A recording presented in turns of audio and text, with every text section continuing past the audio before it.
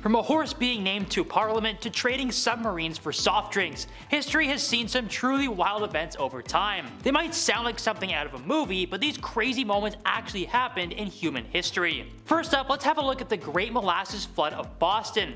It's always devastating when a natural disaster causes destruction, but sometimes human errors can lead to equally catastrophic events in very strange ways.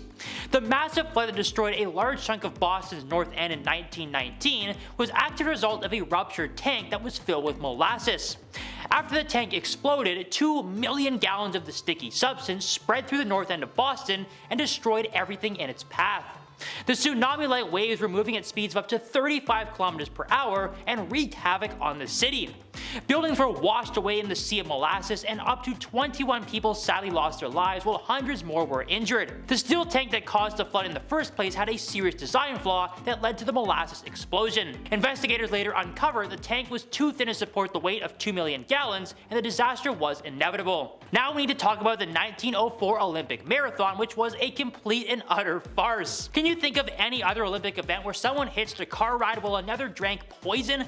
This event was truly more of a circus act than an actual race. The 1904 Olympics that took place in St. Louis was the host of this site of this incredibly bizarre event. The 25-mile-long marathon covered dusty, unpaved roads and featured 32 runners who had been told that dehydration was good. The idea came from the event's organizer James E. Sullivan, believed that one water station in a 25-mile race was sufficient. Well, clearly that was a terrible idea, because only 14 runners actually finished, while some of them had to resort to some bizarre tactics. The runner who ended up finishing in first place actually hailed a ride that drove him close to the finish line. Another runner decided that rat poison was a good performance enhancer and obviously collapsed after drinking it. Yet somehow they still managed to finish in second place after they were carried across the line by support staff. Another runner even managed to finish the race after taking a nap when they sustained stomach cramps. It's a real shame that no one managed to capture this ridiculous race on film, but at least the Olympics have evolved quite a bit since then. Up next is the horse senator of Rome. The ancient era was not an easy time for many animals. Many of them were being used for hard labor, and some of them were actually being sent to prison,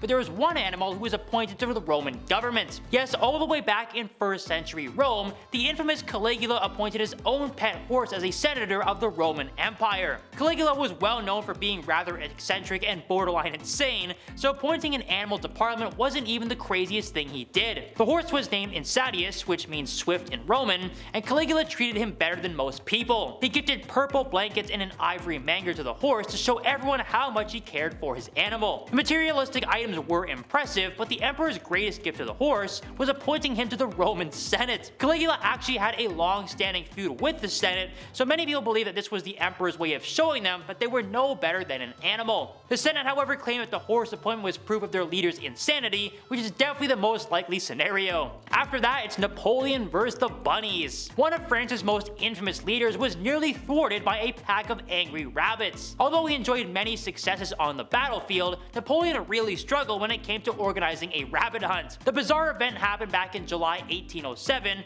when Napoleon decided that he was going to arrange a traditional rabbit hunt. You would think that anyone could just go out and hunt for wild rabbits, but Napoleon's staff decided to collect tame rabbits instead. The story suggests that there were nearly 3,000 bunnies once they were all rounded up, but it was nearly impossible to control all of them. As soon as they were released and the hunt had officially commenced, the bunnies decided that they had other plans and refused to run away. The furry creatures turned around and jumped at Napoleon and his staff in search of food. The emperor and his men tried to fight them off, but there was just too many of them. Napoleon was forced to retreat to his carriage and had to make a run for it before the bunnies completely overwhelmed him. We're not even sure how the rabbit hunt worked out after this, but it sounds like the animals might have had the last laugh on this occasion. Now here is the story of the war that lasted a grand total of 38 minutes. The Anglo-Zanzibar conflict is more than likely the shortest war in recorded history. It all started in 1893 when the British appointed Hamad bin Thawani as the Sultan of Zanzibar, since he was a strong supporter of the British Empire. But just 3 years later, on August 25, 1896, Hamad suddenly passed away in his palace while his cousin Khalid assumed his position just a few hours later. This led many to believe that Khalid had poisoned his own cousin, and needless to say, the British were not too pleased. The British army that was deployed in the area ordered Khalid to step down, or they would open fire on his palace. Khalid instead made a bold move to surround his palace with 3,000 soldiers, and ultimately told the British army that he thought they were bluffing. Well, as it turns out, this was a huge mistake on Khalid's part. The British had no problem calling Khalid's bluff and bombarded the palace, completely destroying the structure and all the defenders who were inside. Khalid fled shortly after the bombardment had commenced, and the entire conflict lasted a total of 38 minutes before the new rulers surrendered to the British. Now, this Alcatraz escape sounds too good to be true. These savvy criminals might have pulled off the greatest prison escape of all time in a very unique way. There have been plenty of failed attempts to break out of Alcatraz over the years, but the infamous 1962 escape may have been the one that proved to the world that it could actually be done. Frank Morris and brothers John and Clarence Anglin were serial robbers who spent a lot of their lives going in and out of prison. They were all sent to the Rock to serve time at the maximum security prison, but they worked together to devise one of the greatest escape plans of all time. They started off by making tunnels out of the vents that were in their cells. They used old saw blades and metal spoons that they found around the prison to help dig the tunnels, and used pieces of cardboard to hide their progress. Once they had finally dug the hole to the point it reached an unguarded maintenance corridor, the trio placed papier-mâché heads in their beds to confuse the guards. Now, the breaking out part was complete, but they had to cross the dangerous waters that surrounded the prison as well. Morris actually created some DIY life preservers that he read about in Popular Mechanics, and the burglars jumped into the water. They were never seen again after their escape, so no one knows if they made it to shore or if they were gobbled up by sharks. Even the Mythbusters had to study this crazy escape plan, and they declared that everything was legit. Now we have the wife swap. So let's get one thing straight. This is not like those TV shows where two wives will swap houses for a few days. This was an open event where men from the Victorian era will put their wives on the open market for the highest bidder. A man selling his wife on the open market was not a rare sight in this time period. It was almost always done with the wife's consent. This was because most people could not afford the expensive legal fees that were required to go through an actual divorce, so the couple would have to get creative. But rather than the couple just toughing it out and sorting out their differences, they would often agree for the husband to sell the wife to the highest bidder.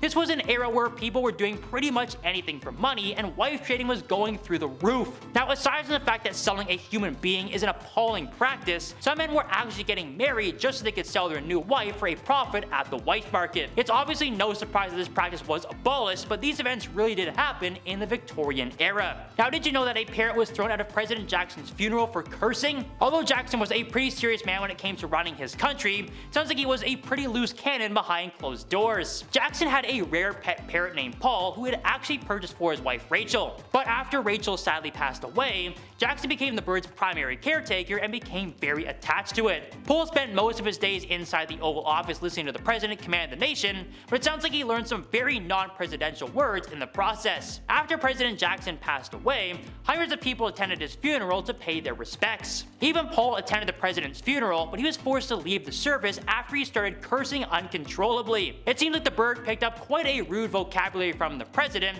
and he just couldn't control himself during the funeral service. Considering that Andrew Jackson's nickname was Old Hickory, shouldn't be too surprising that he had a very gritty vocabulary. Now we have the Pepsi Army. Trading military equipment for soft drinks doesn't really sound like a very fair trade. The Soviet Union, however, was really determined to get their hands on the American beverage, and they were willing to give up anything to get it. The Soviets were really enjoying Pepsi in the 1980s, but their current deal with the Pepsi company was expiring. The government had a huge problem on their hands because they really wanted to keep drinking Pepsi, but the Soviet currency was no longer accepted. So the only thing they managed to come up with was a huge trade that involved sending military equipment to Pepsi in exchange for $3 billion worth of their famous drink. This trade included submarines, tanks, and all sorts of other large military equipment. The strangest part about the deal, though, was that all of the military equipment meant that Pepsi had the 6th largest army in the world. They ended up just selling the fleet to a company who recycled all the equipment, but for a very brief moment, nearly every country in the world had to bow down to the might of the Pepsi Battalion. And finally, we have the Emu War. It was farmers against flightless birds birds in Australia back in 1932. So as it turns out, animals have actually had a massive impact on many historical events. On this particular occasion, Austria was dealing with an absolute crisis that involved a complete and total invasion of emus. The Great Depression was hitting Australians hard, so the local farmers were encouraged to grow wheat as it was relatively cheap and easy to sell. The only problem was that the wheat also attracted a huge influx of emus who were trampling the crops and destroying the food. Farmers had no way of fighting off the birds, so the Australian military actually sent in armed soldiers to help them. The soldiers were using firearms to eliminate as many of the approaching emus as they could, but there was just too many of them. While they managed to protect some of the crops, the emu population just kept on chugging and caused more and more problems for the farmers. So even despite the Australian Army's best efforts, the emus were just too strong in numbers and could not be stopped on their pursuit of wheat. And that covers our look at the bizarre history events you won't believe are true. Humanity has seen a lot of weird stuff over the years, and it's more than likely only going to get weirder in the future. Thanks as always for tuning in, everybody, and we'll see you all next time.